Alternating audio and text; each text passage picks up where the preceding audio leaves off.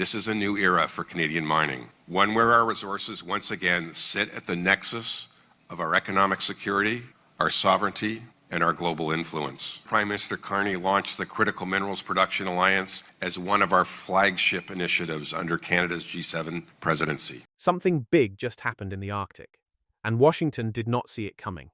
While the world was watching trade wars and political fights, Canada made a quiet but powerful move. A deal was signed, a consulate was opened, and billions of dollars are now moving, all pointing toward one place: Greenland. This is not a small story. This is about who controls the minerals that power your phone, your car, and your country's military. These minerals are rare, they are powerful, and the country that controls them will have enormous power over the rest of the world. Right now, Canada just stepped ahead of the United States in a race that Donald Trump thought he was already winning. So what exactly happened? And why should you care? Greenland is the world's largest island. It sits in the Arctic Ocean between North America and Europe. For most people, it looks like a frozen, empty land, but underneath that ice is something incredibly valuable. Greenland holds some of the richest deposits of critical minerals on Earth. These include rare earth elements, special metals used in electric cars, smartphones, fighter jets, and wind turbines. Without these minerals, modern technology simply cannot function. For years, the world ignored Greenland. But as the planet warms, Arctic ice is melting, new shipping routes are opening, and those buried minerals are becoming easier to reach. Suddenly, Greenland is one of the most important places on Earth, and every major power wants a piece of it. On March 2, 2026, Canada and Greenland signed an official agreement in Toronto. It is called the Joint Declaration of Intent on Critical Minerals and Energy Cooperation. Canada's Department of Natural Resources and Greenland's Ministry of Mineral Resources both signed it. The deal covers 4 key areas: sharing geological data, building clean energy systems in the Arctic, studying frozen ground for safe infrastructure, and developing critical mineral supply chains together. But that is not all. Just weeks before this signing, on February 6, 2026, Canada had already opened a brand new consulate in Nuuk, Greenland's capital city. That was Canada's first formal diplomatic presence in Greenland. One consulate, one declaration, one very clear message to the world. Canada is in Greenland, and it is staying. The scale of what Canada is doing is enormous. At the same event in Toronto, the world's biggest mining conference, called PDAC 2026, Canada announced over 30 new critical minerals partnerships with 12 allied nations. Together, these partnerships unlock more than $12.1 billion in projects.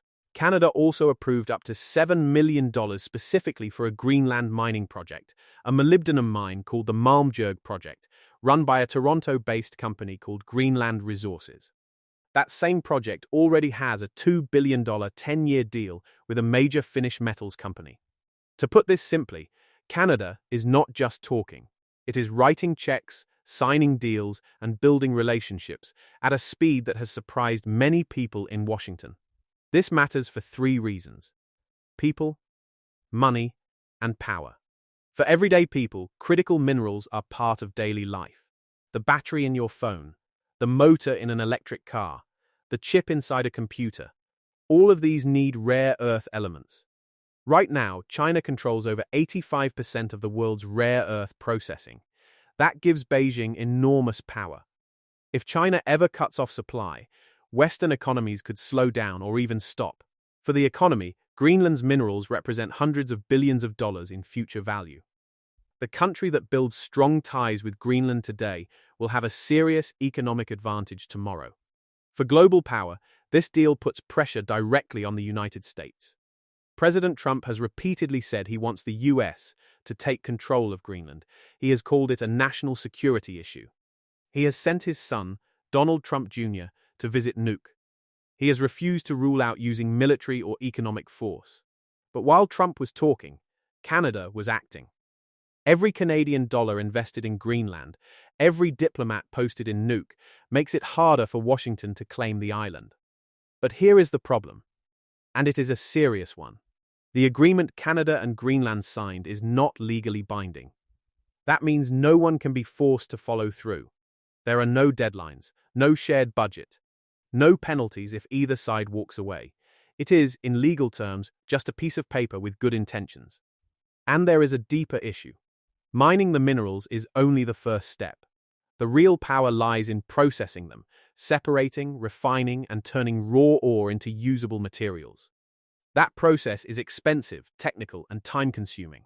Right now, China has built those factories over decades. Canada has not.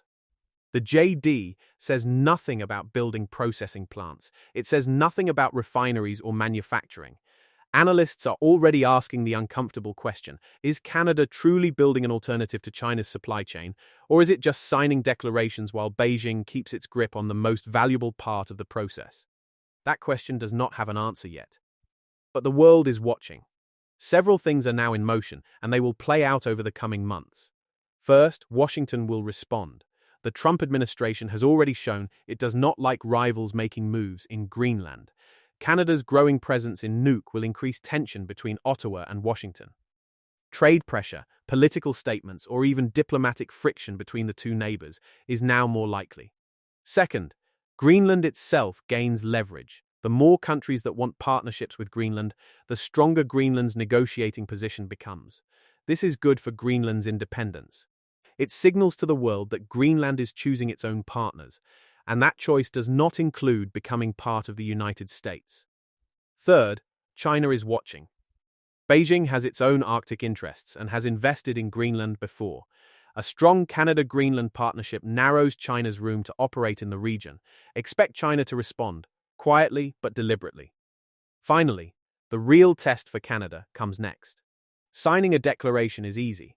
Building an actual critical minerals supply chain with refineries, processing plants, and long-term investment is the hard part. Canada now has to prove it can deliver. The Arctic is no longer a frozen frontier. It is the new center of global power, and the race to control it has already begun. Canada just made its most confident move yet. It opened a consulate. It signed a partnership. It put billions of dollars on the table.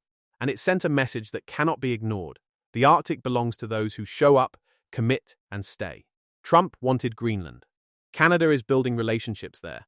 History will decide who made the smarter move.